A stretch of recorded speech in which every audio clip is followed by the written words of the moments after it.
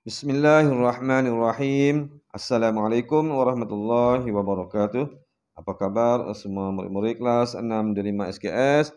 Ustaz harapkan agar semua sihat walafiat dan doa Ustaz agar sentiasa dirahmati Allah Subhanahu wa taala serta sentiasa bersedia untuk meneruskan pembelajaran walaupun secara PDPR insya-Allah.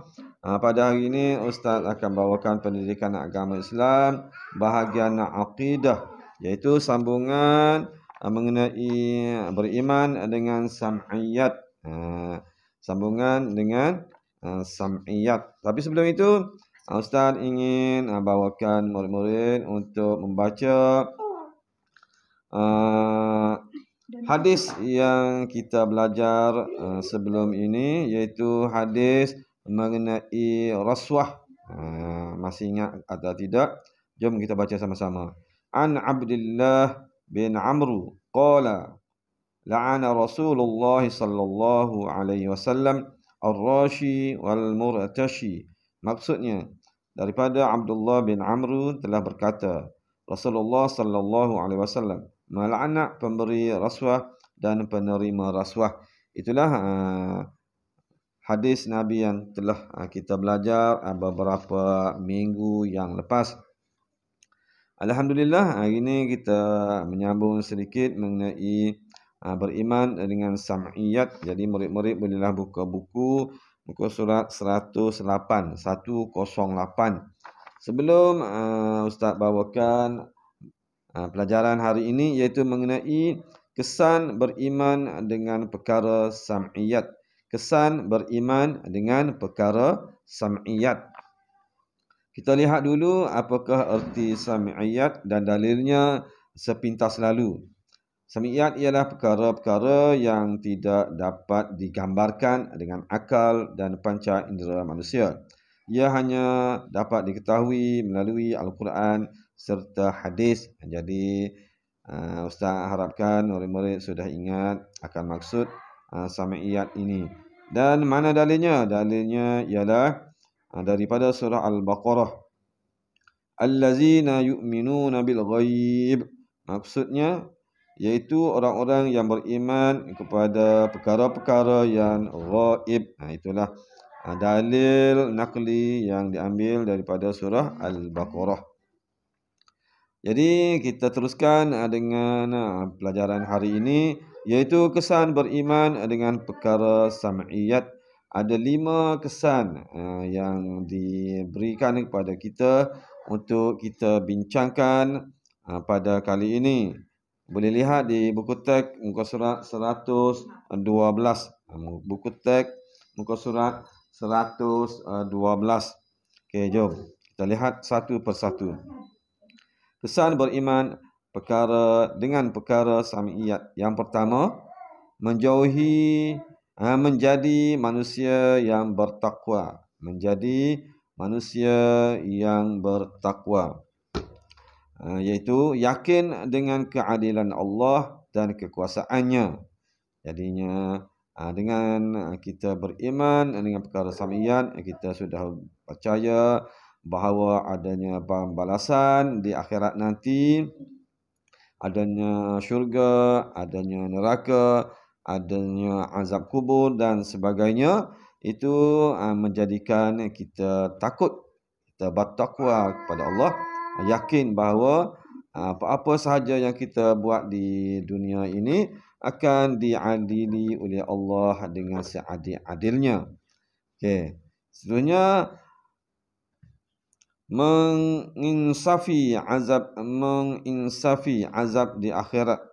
Jadinya seperti yang Ustaz telah katakan tadi, bahawa keadilan Allah di akhirat nanti akan disudahi dengan azab ataupun nikmat yang telah disediakan kepada kita selaku manusia, sama ada azab ataupun nikmat. Jadi kita minta-minta kita terpilih dari golongan orang-orang yang mendapat nikmat. Nikmat ni maksudnya boleh masuk syurga insya-Allah.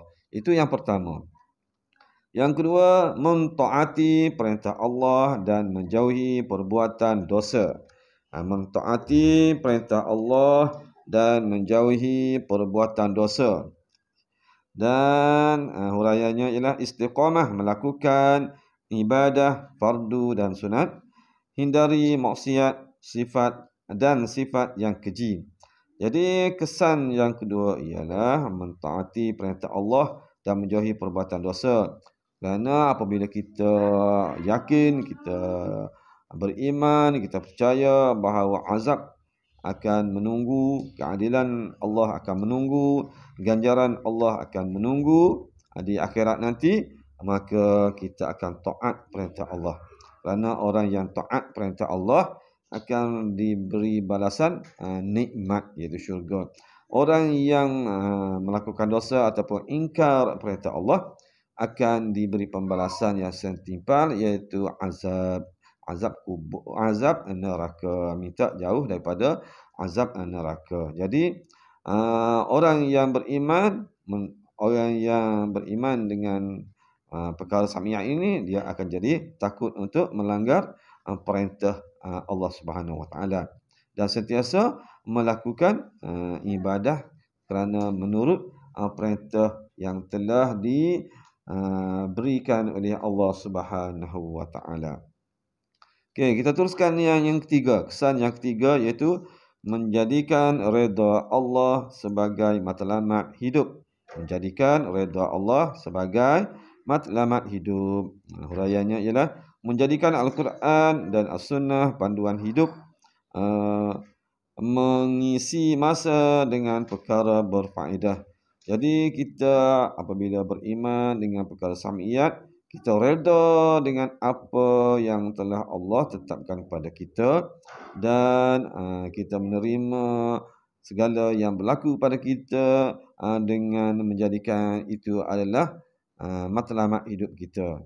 Jadinya apa-apa sahaja berlaku, hendaklah kita terima dengan perasaan reda, dengan perasaan itu adalah datangnya daripada Allah Subhanahu Wa Taala. Dan kita akan jadikan Al-Quran serta Sunnah sebagai panduan hidup. Dan masa-masa kita hidup di dunia ini sebelum kita mati, kita akan isikan dengan perkara-perkara berfaedah. Perkara-perkara itu adalah diambil daripada Al-Quran dan juga As-Sunnah, iaitu daripada Nabi Muhammad sallallahu alaihi wasallam. Dan yang keempat, kesan yang keempat, mendorong seseorang melakukan kebaikan sebanyak mungkin. Dia punya huraian, membantu mereka yang memerlukan, bersikap pemurah dan dermawan. Jadinya kesan yang keempat ini mendorong seseorang melakukan kebaikan. Kerana Allah telah nyatakan, telah janjikan bahawa setiap kebaikan akan dibalas oleh Allah dengan nikmat. Walaupun tak nampak, tapi itulah dipanggil perkara sam'iyat. Yang baik, perbuatan yang baik akan dibalas dengan baik, iaitu nikmat syurga. Perbuatan yang buruk akan dibalas dengan kemurkaan Allah, yakni neraka. Walaupun tidak nampak, tapi itulah kewajipan kita beriman kepada perkara sam'iyat. Okey. Kita teruskan yang terakhir, iaitu yang kelima, melahirkan masyarakat yang sukakan kebaikan dan menghindari kemungkaran. Huraiannya, tolong-menolong dalam perkara kebaikan, bersama-sama mencegah kemungkaran. Jadi apabila semua ahli masyarakat mengikuti ataupun beriman dengan perkara sam'iyat ni, maka masyarakat akan menjadi harmoni. Kerana apa? Kerana tujuan kita berada di dunia ini akan berakhir dengan akhirat. Jadi akhirat itulah yang akan kita kekal, kita akan terima balasan sama ada baik ataupun buruk. Itulah yang akan kita terima. Apa yang kita buat di dunia ini, itulah yang akan dibalas. Apabila semua ahli masyarakat, manusialah, semua manusia beriman dengan perkara sam'iyah ini, maka tidak timbul lagi berani melawan, berani ingkar, berani melakukan perkara-perkara yang dilarang oleh Allah Subhanahu Wa Taala. Kerana mereka akan takut akan azab Allah, dan kita akan melakukan suruhan-suruhan Allah dan kebaikan-kebaikan yang disuruh oleh Allah, kerana kita mahukan nikmat yang telah Allah sediakan. Jadi itulah 5 perkara, 5 kesan beriman kepada perkara sam'iyat. Jadi secara rumusannya kita baca sikit. Rumusan daripada kesan beriman dengan perkara sam'iyat ini, kita wajib beriman dengan perkara sam'iyat dan membuktikan keimanan kepadanya, iaitu ialah Allah, dengan istiqamah melakukan ibadah fardu dan membanyakkan amalan sunat serta menjauhi segala larangan Allah Subhanahu Wa Taala. Jadi itulah rumusannya.